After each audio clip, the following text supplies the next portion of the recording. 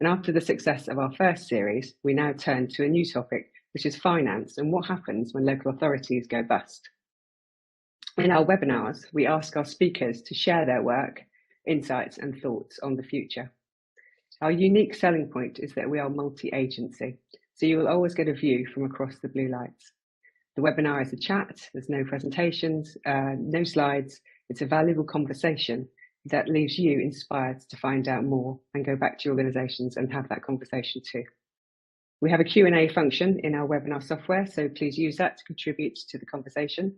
Contribute questions where you can, and we will get to them as and when we can through the next 50 minutes. We're also providing CPD accreditation for our webinars. You will receive that after the conclusion of this, and if you're watching on catch up, you'll receive it at the end of the month as we go through those. Our plan is to run for around 50 minutes.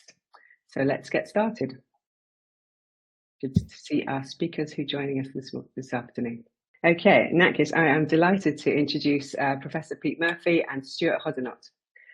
Pete is Professor of Public Policy and Management at Nottingham Trent University, and Stuart is a Senior Researcher at the Institute for Government. Welcome to you both. Thank you. Thank you. Okay, so this afternoon we're going to be talking about local authority finance and why we're interested in it from a emergency services perspective. There's been a lot of press about this. We've had a select committee talking about financial distress, but today it's very much about thinking about, well, what difference does that make to the blue lights? So I think before we kind of dig into the blue light aspects, I think it's quite useful to talk about why local councils are having financial difficulties now, what the catalyst is, and where are these pressures coming from. So I wonder, Pete, could you offer us a potted history of what the problem is and what can lead to what we are seeing in the press called a Section 114 notice? If you could explain that for us as well, please. Yeah, no problem. Actually, you mentioned the select committee, and it's a number of select committees that have considered this problem, both the Levelling Up before them, Department of Communities, and at times the Public Accounts Committee. And they are reflecting a widespread and increasing consensus that we know what's going on in the long term, and that this is a long-term issue. And it's been going on since 2 spending reviews were issued in 2010, and about 7 spending reviews since then. So the first, it's been going on for almost 14 years. And there are 2 significant parts to it. The first is that there's been long-term reductions in the amount of money that the central government provides local government to deliver a range of services. So these spending reviews are converted for the local government sector into the local government financial settlement, which usually comes out about a week after the autumnal statement in November. And basically, in simple terms, the amount that local authorities in aggregate are getting from central government has decreased somewhere, there's arguments, but it's somewhere between 30 and 40% in real terms over this long-term period. So their spending power is going down. And you've got to remember, as the select committee points out, that inflation, local government inflation is higher than the wider economy, than inflation in the wider economy.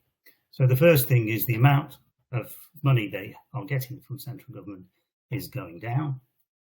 And the other side of the coin is that there is an increasing demand for local authorities' services. And there's 3 factors to take that need to be taken into account, because some of them we certainly can't do anything about in the short term, and increasingly there's a number of them we can't do anything about in the medium term. The increase in demand for the service comes from, first of all, long-term demographic changes. In simple terms, we're all getting older and we rely more on public services as we get older. The second thing is that since 2010, and documented in Michael Marmot's report in 2010, 2020, and last year, we are getting increasing inequality in wealth, inequality in health, And that rising inequality is putting the poorest and most vulnerable in society, who are the ones who need local government services at the most, they are raising the demand for public services. And the third thing is that the increased cost or the increased demand is on local authorities' most costly services. So you've got, in the long term, you've got social care, housing and homelessness, welfare services, and just recently coming up on the rails in terms of 114 notices, the cost for providing special educational needs and disability services. So we know that these underlying demand actors, we know they're going to continue. And from the Chancellor's autumn statement, we know that the government's economic and financial policies that are exacerbating these long-term trends are going to continue, because he has announced over the next 5 years what he will be doing with local government spending, and that's he will continue to reduce it. Now, the triggers, they're the long-term things that affect it, but the triggers are becoming more, sorry, I haven't explained what a 114 notice is. Sorry, a section 114 notice is a notice that is issued by the Chief Financial Officer of the Council when the Council, when he sees that the Council is not going to set a balanced budget for either the next financial year or the future financial years, and it's a statutory requirement for local authorities to balance their budget. And he can see no way that the local authority on its own, without external help, can balance its budget. And therefore, he issues a Section 114 notice to say, now that's interpreted as being the council is going bankrupt. Technically and statutorily, you can't go bankrupt, but you will find yourself in the equivalent of administration prior to insolvency in the private sector. Okay. So just on that point about bankruptcy and the word bust, so I was very reluctant to use that in the terminology when I was doing the promotion for this. We used insolvency as a kind of a code word for it. But Stuart, you've written a lot about the Section 114s, and do you find yourself not using that language as well? That it's more accurate to talk in terms of insolvency, because they're not going bust, they're not disappearing off the high streets. So what is your view on the sort of Section 114, the language and how it's presented in this public space?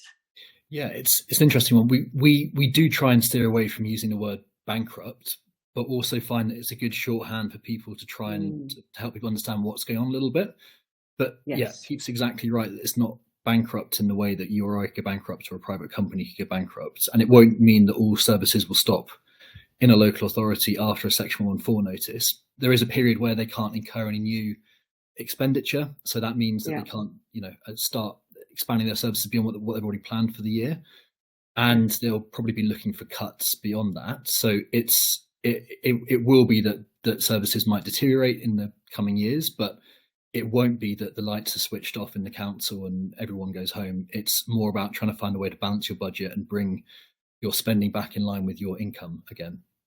Yes. So in terms of those triggers, so Pete was starting to talk about them, but I just wonder if we could just kind of slightly fast forward in terms of thinking about how local authorities and their risk appetites in order to wonder how they got to the position they were in. And you, when we were doing the briefing and talking about this before, you talked about different risk appetites and what's worked and the increasing fragility of local authorities in this post-COVID world. Yeah. Could you just explore a little bit more about how that's made them more vulnerable and getting towards this Section 114 position? Yeah, so I think a lot of the Section 114s that we've seen have been the result of very short-term triggers, things like investments that have gone wrong. So, for example, in Croydon and Slough and Woking, they've invested in commercial property often that has not returned the kind of investment that they'd hoped to see.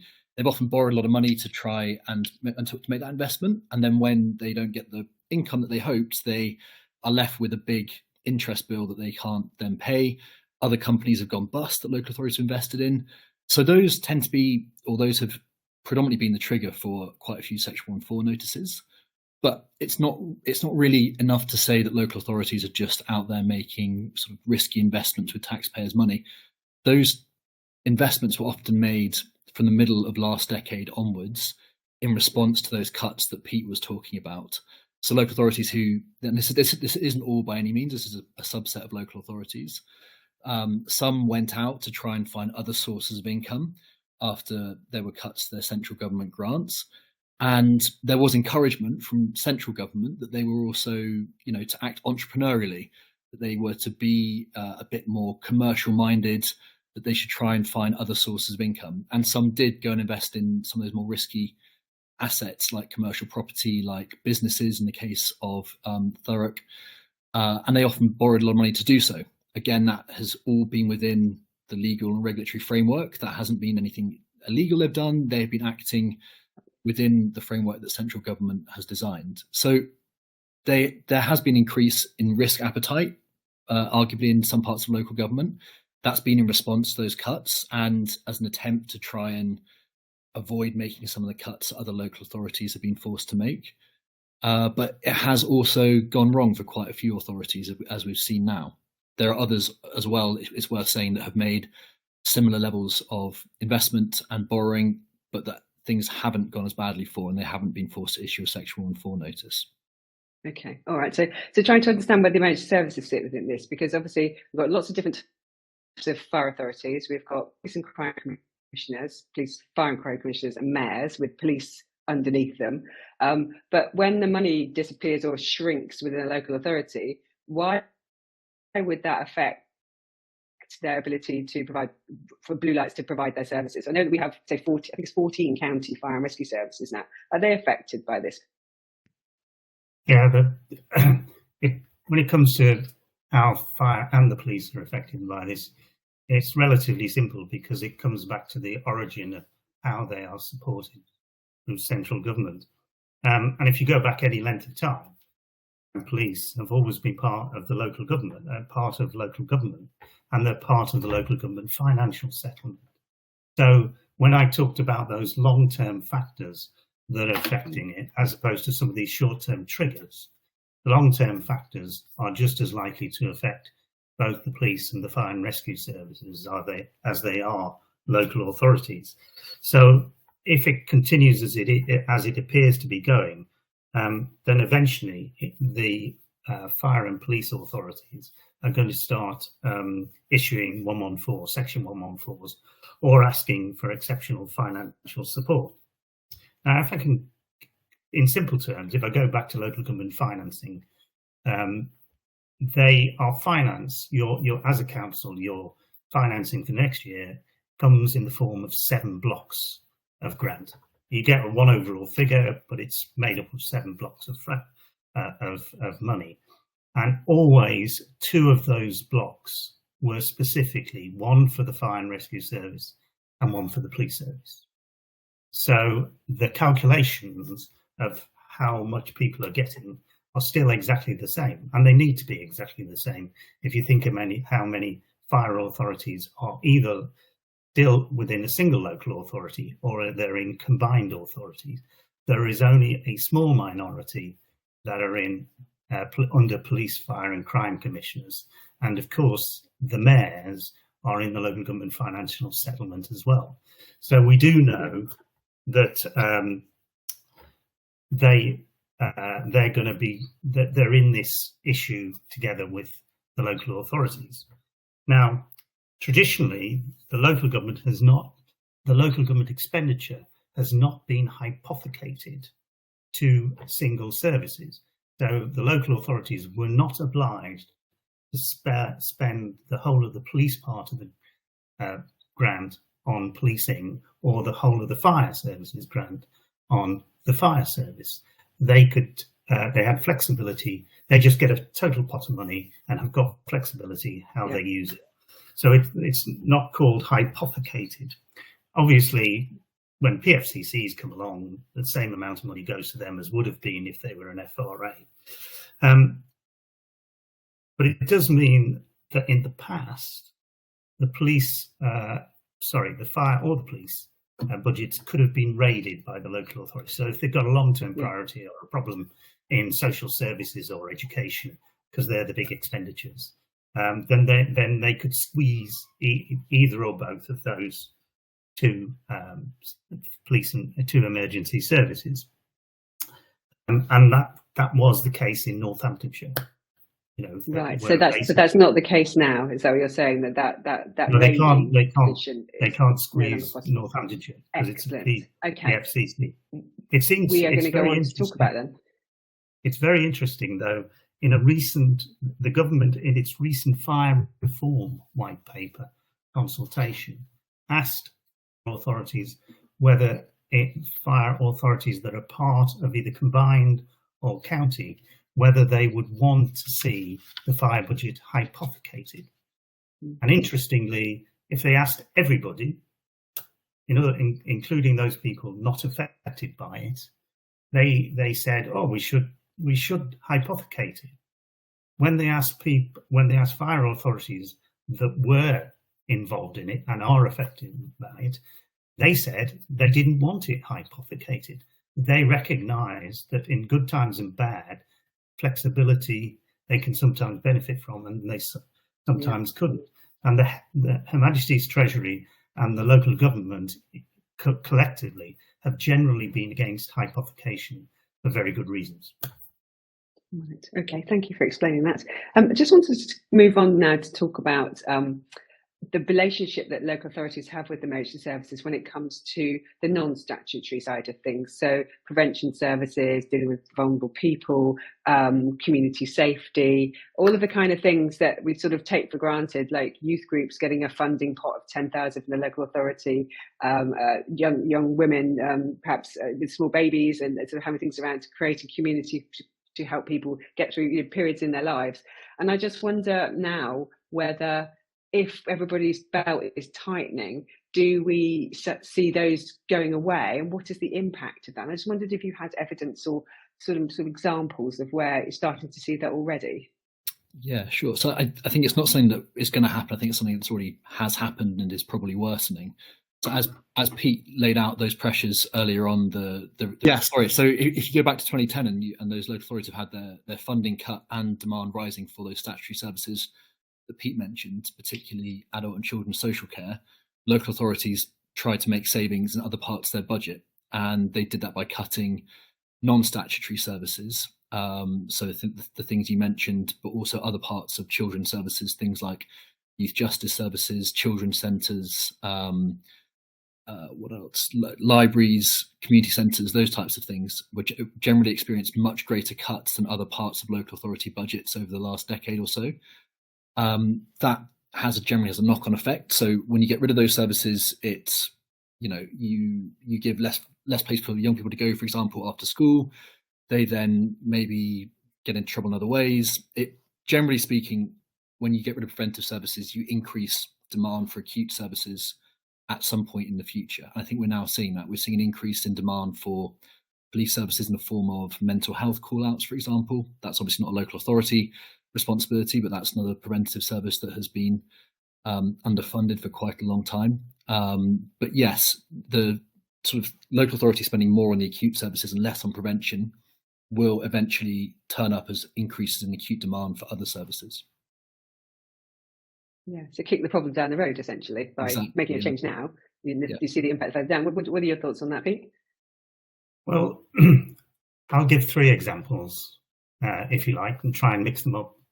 But the former Chief Constable of Greater Manchester, Peter Fahey, or to give him his full title, Sir Peter Fahey, he used to encourage councils to invest in their social services, their youth services and their welfare service, saying that they were the key to long-term policing. He saw them as the front line, not reacting to problems that had already emerged. And he wanted people to invest in them because of their impact on prevention. So you can imagine what the youth service is, and they're keeping particularly vulnerable people usefully busy. The second one that you can track fairly easily and get numbers about, is about long-term recidivism and reoffending. So recidivism is somebody goes into prison or is detained at Her Majesty's pleasure for a time and then comes out. Do they go back into crime? And at certain times, recidivism has reached heights of 50% within 1 week of being released from an institution. And basically, both recidivism and reoffending is increasing because of reductions in preventative services, most notably social care and housing. If somebody is not settled within a certain time of coming out of prison, the likelihood of them reoffending is going up quite. And the other point to point out in all of this is of course, we've had the wholesale destruction of our probation services as well along the way because of financial. But the third example, it's slightly different, and it's from my own experience when I was a chief exec in Leicestershire in Melton. And when I got there, I was incredibly surprised that we had such low youth offending rates, you know, in teenagers. That's even allowing for us being a relatively affluent area. But one of the key factors emerged was that pedigree master foods that make all the food, not cats and dogs, they have the International Research Centre based at Waltham in the middle of Melton. We're talking about 600 hectares of research on animals, dogs, horses, anything that can be counted a pet. And that centre has hundreds of dogs, has hundreds of cats, it has horses, it has other animals, and they all need daily walking or exercise. And therefore, they employ lots of young people part-time who obviously being paid for befriending a pet and making sure it's animal. So they learnt about discipline, timing, they learnt about responsibility. And consequently, the youth offending rates in that district are, even for an affluent district, remarkably low. So that brought it home to me. The economic benefits to the kids were not the only thing, them getting some pocket money, and probably more than pocket money, but as a result of that, indirectly, we were getting very low youth offending rates. Okay, there's some interesting examples there. I wonder, it makes me think about the crime disorder reduction partnerships, which are a statutory thing that the local authorities are a member of, police, fire and so forth. Do you think that the reduction in finance and the reduction in potentially staff dealing with the preventative services would impact on their ability to fulfil the functions of the CDRP? Do you think there's anything in that, or is that a distraction? No. There's a lot in that. We've done some research about across different sectors, not just local government.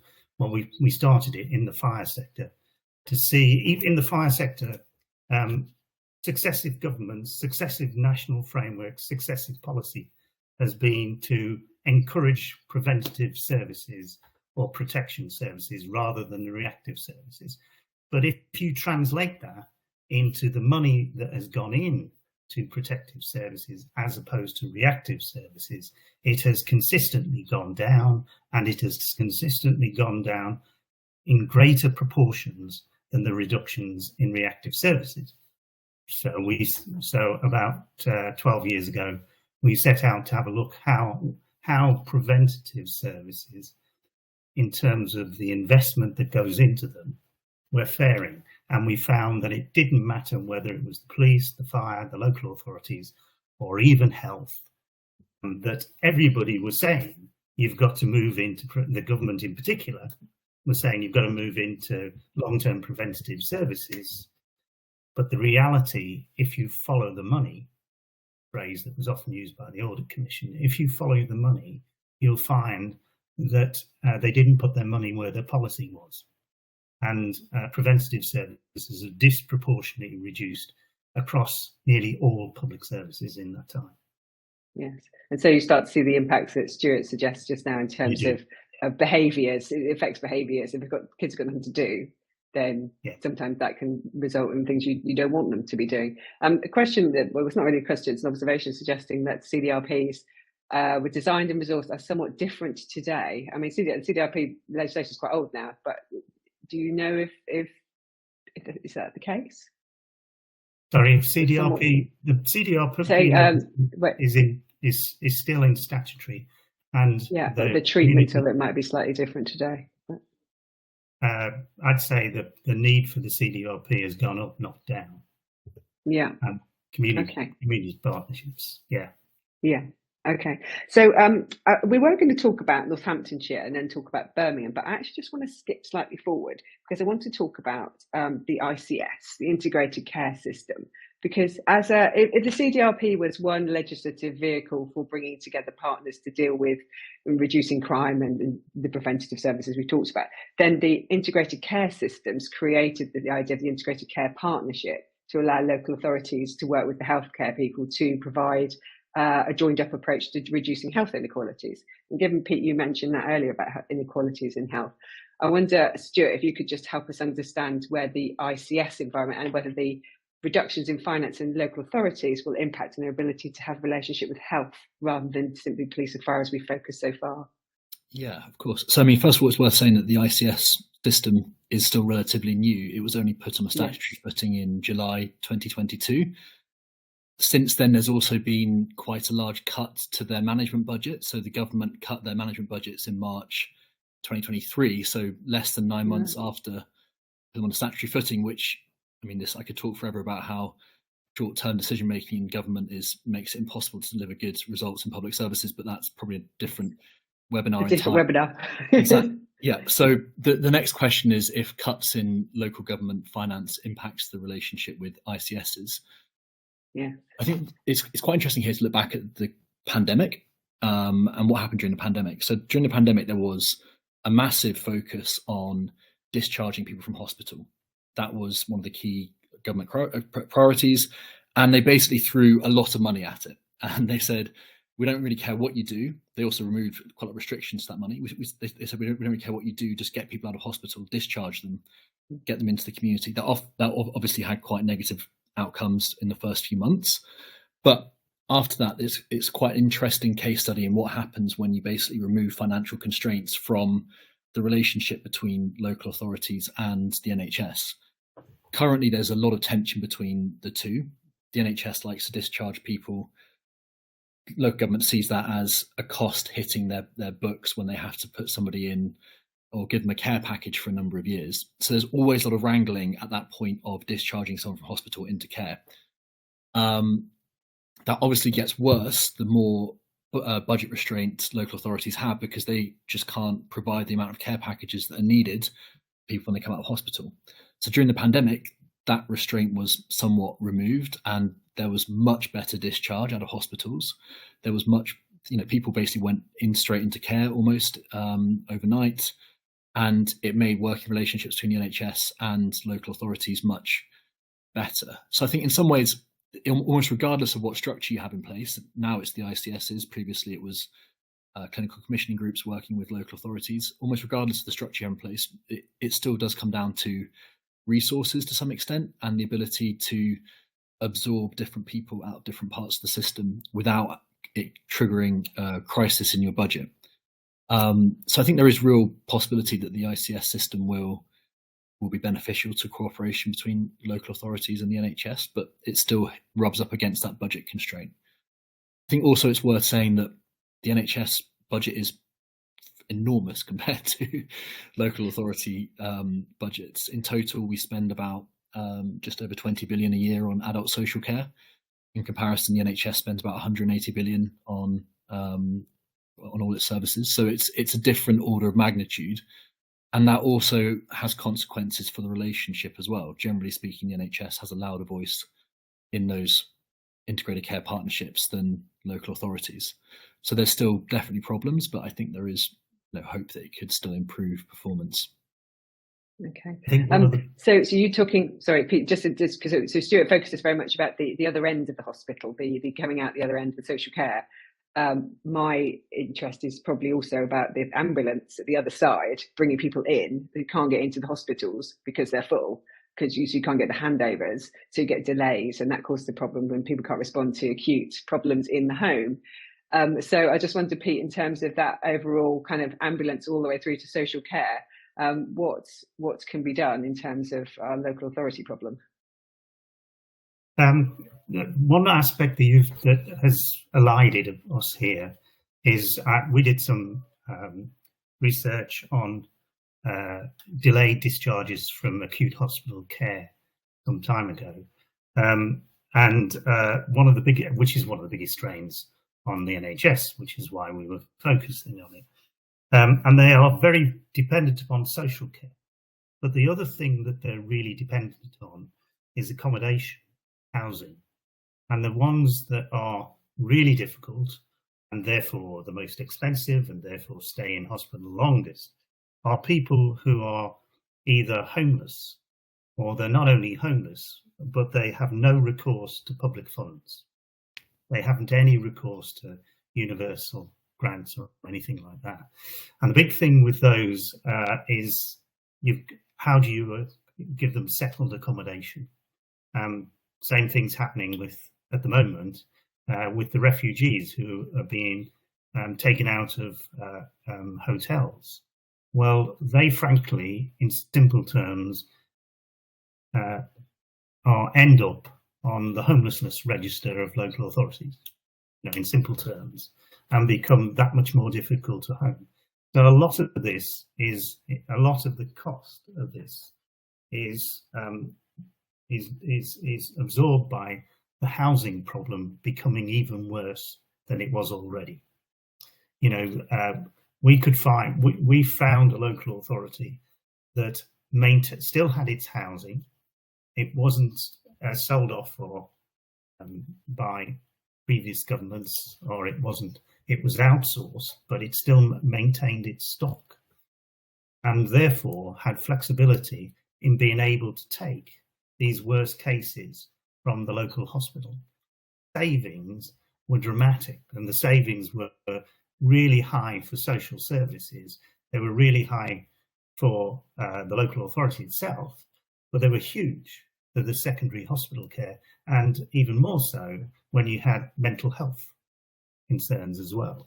So these operations that join together, and that's what an integrated health board is about. It's about integrating decisions, integrating actions, and it should be about integrating funds. But of course, we don't go that far in this country. Yes. The theory is good. The practice is difficult. Okay. And I wonder, does it make any difference, the fact that we're talking about the Department for Health, which is over here, and the Department for Levelling Up, which is over here, both of which have their own policy goals and ministers fighting for money from the Treasury, and to what can be done to kind of bring that closer together? Is that done at board level? Is that done at official level, ministers? I mean, where can the conversations take place to kind of bring this closer together to have joined up solutions? Stuart, any views on that?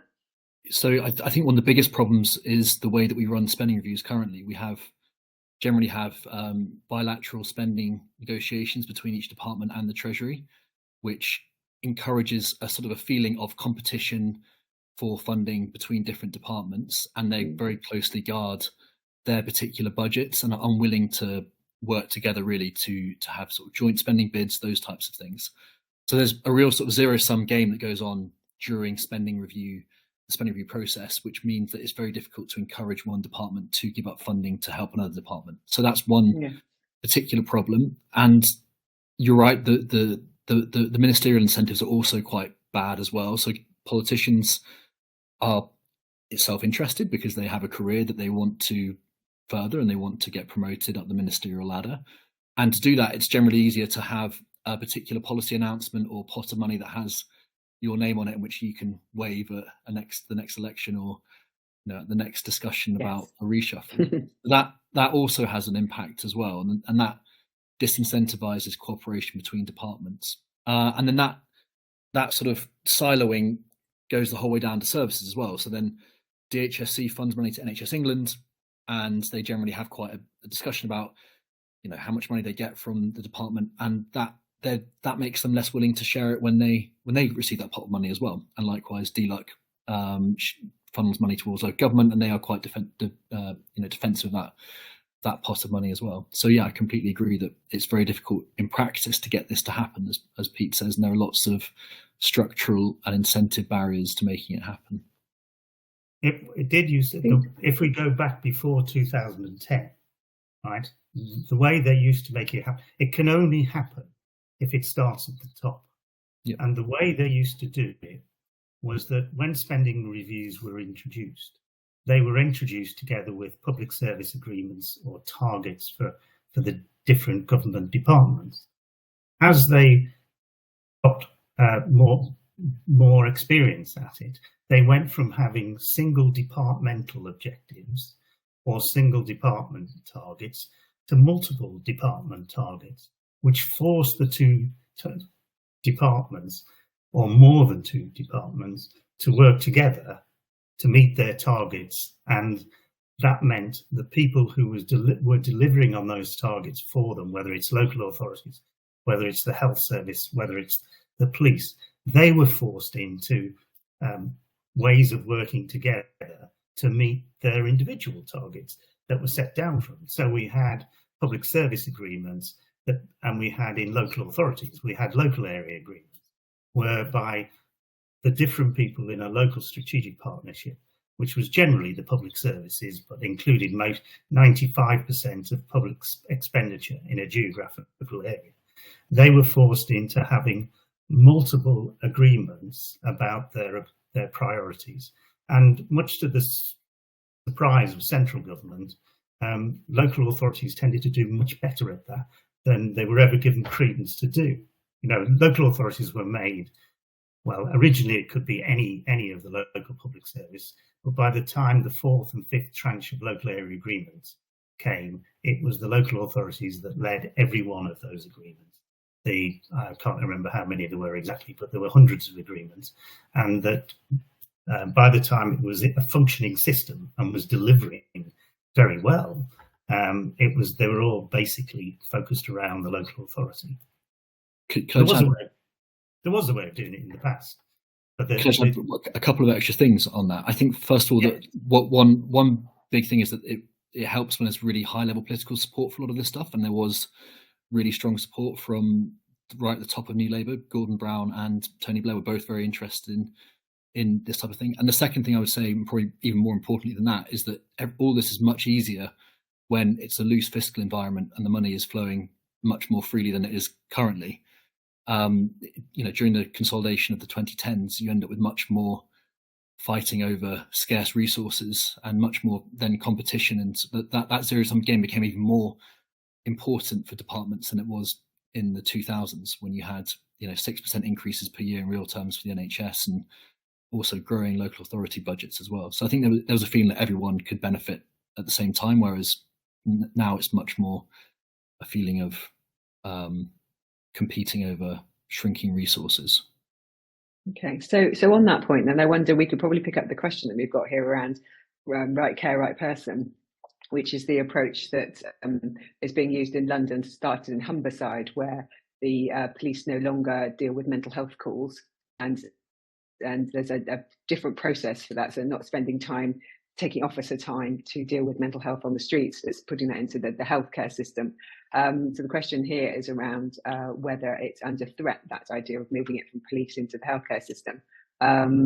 I don't know how that is affected by local authority funding decreases. I'm not quite sure the connection there, but any thoughts on that particular policy and that as a part of our conversation today? So if you move people from one emergency service to another, you should be just shifting the problem around, but releasing capacity for police then to deal with the ripple effect of local authorities not being able to do the preventative services. I suppose there is that chain of thought. But Pete, any thoughts? Well, first of all, we've got to be honest and say, I don't think there is any conclusive evidence either way yet and that's not surprising because it is early doors, certainly for London. Yeah. Relatively new initiatives, and they've been tried out in specific places. And what tends to happen is you'll get a place that it's particularly important in that place that these things happen, and there might be circumstances that allow it to be successful in one place, but wouldn't work in other places. So we've got to be a bit careful about this system, this policy, but it's got to be theoretically, it's got to be a good thing. There's always the difficulty of who is ultimately going to take responsibility. Who is ultimately going to take responsibility for making something work? And unless there's an obvious person who has to do that, an obvious role rather than an individual who we're talking about, it's a bit like calling out the local government's finance going wrong. It's the responsibility of the Section 151 officer. So you do have to have it around. You do have to have the locus of ownership to coordinate and collaborate has got to be very clear in those circumstances, but in just general terms, to make those things work. But in theory, they've got to be a good thing. They've got to be a good thing that somebody takes a person-centered approach, and if you like, what is the most successful way we've dealt with homelessness in the last number of years? And it's when we basically put the homeless person at the centre and we wrap care around him, rather than, are the social attributes improving? Is their health improving, and all the rest of it? And then they can be granted a tenancy. Well, that may be a traditional way of getting people out of homelessness, but it certainly isn't getting the people who are the most vulnerable out of homelessness. People who are on the streets, people who've got mental health problems, people who've got addiction problems, and all the rest of it. So if you think of those, and those individuals do cost proportionately the most to the state, they have the biggest costs on the state. So to do it in a wraparound way works for those types of individuals, but it's such an expensive way. It's an expensive way to do it, and it's not likely to work in every case.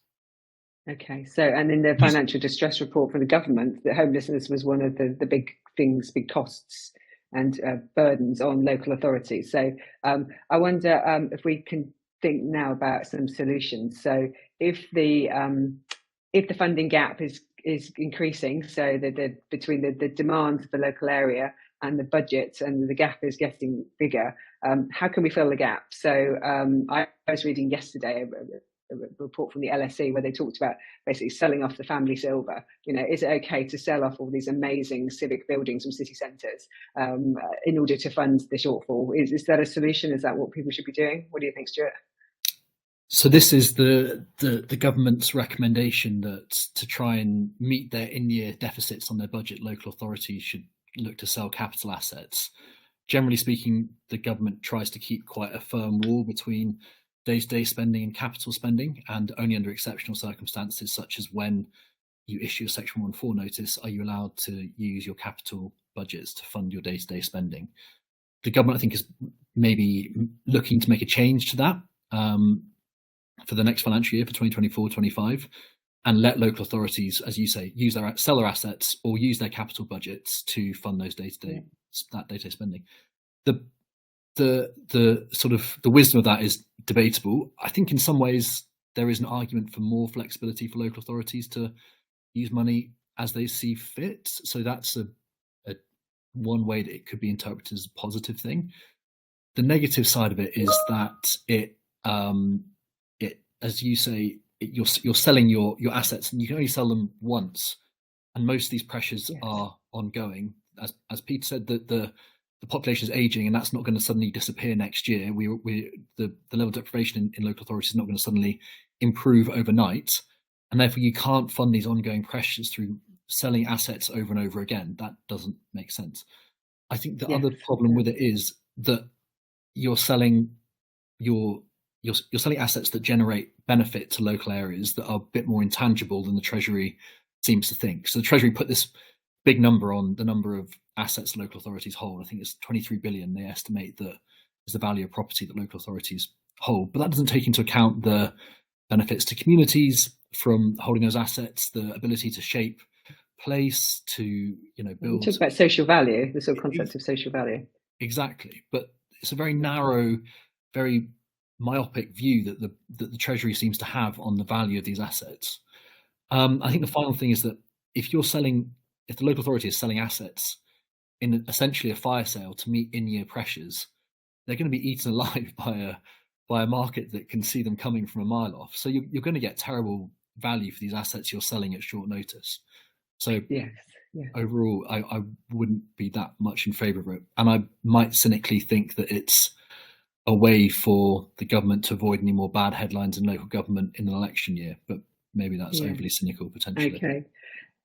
So we don't have a great deal of time left. We've had a very interesting discussion. I just wanted to just come to Pete in terms of thinking about council tax as a potential, just very briefly about, so ordinarily a local authority can only increase its council tax by 5% by local, and it has to consult on it, I think that's right.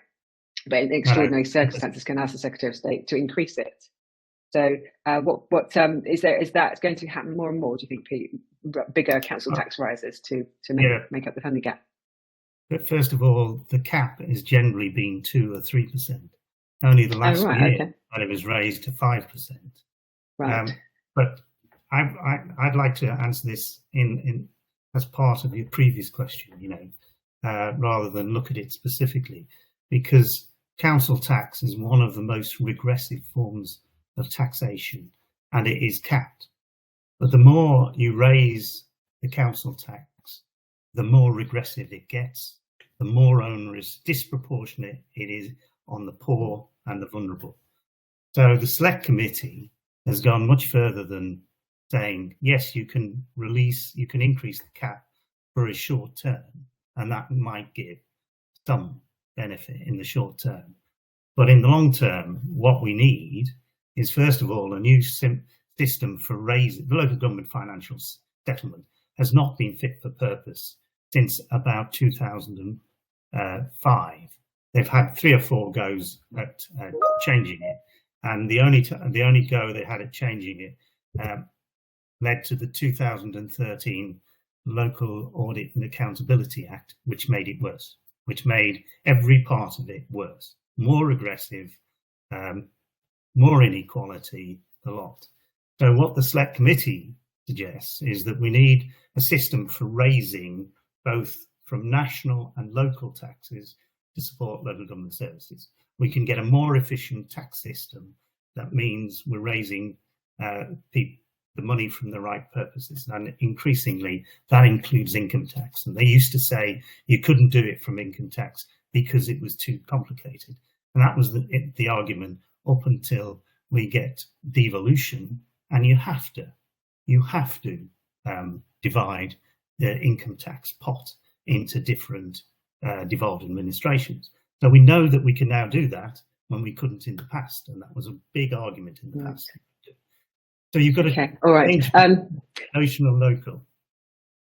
Yeah. Okay, so that's unfortunately I would love to go into that in more detail, but I'm afraid we have run out of time. And we've had quite a lot of questions, I noticed in the chat, around the role of the Local Resilience Forum and how the local authority sits within that, with fire police and others within that resilience space, which we unfortunately haven't been able to get to. So I think that would have been a completely different discussion. I think actually would be interesting to have talked about the LRF environment as a means by which people work in partnership. But unfortunately, we just don't have time to do that today. The only thing I am conscious we are just running out of time, but I just wanted to ask you give me one very short answer to my very final question, which is, what advice would you give to people going back to their organisations after listening to this webinar about what conversations they should be having with their leadership about the impact of their local authority going through financial distress? What is the one piece of advice you'd give, and what should they be doing? Start with you, Stuart. It's a tough question. I mean, I would be looking at where cuts are likely to fall on services, which services are likely to experience substantial reductions in accessibility, and then therefore what the implications are for your sort of blue light services. So, in adult social care, for example, is a reduction in home care visits going to result in more people dialing 999 and requesting ambulance support? Is a reduction in children's services and children monitoring going to result in increased incidents of neglect, potentially abuse amongst children? Well, I think this is where I'd be looking if I were your listeners. So yes, I'd be looking at the sort of the more knock-on effects of what these cuts would have. So doing basically a risk assessment, looking at risks and likelihood and working out what the impacts would be. Okay. And how about you, Pete? What's your one short piece of advice before I wrap up? My one piece of advice to all of them collectively was to get into a conversation with the government and get the government to commit strategically to reversing inequality, because reductions in inequality, of whether they're at the national scale across the globe, whether they're at the state scale for every state in the United States, or whether they're in this country, reductions in inequality will benefit all parts of the populace.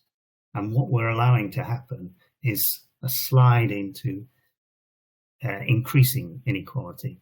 So a strategic conversation with the government about the need to reduce inequality is what I'd advise them to start at.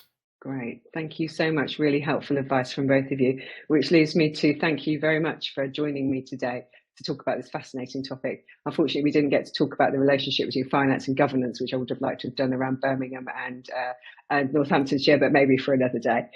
So it just leaves me to do my wrap-up words. So webinar will be available to watch on catch-up via our website. Any notes from the webinar will be hosted there too. There's a further reading list at the bottom of the screen where I put on loads of links of things that I've been reading up and finding out about. You might like to follow up on any of those. You'll receive your CPD accreditation by email, and if you're watching on catch up, you'll get this as well, but around the end of the month.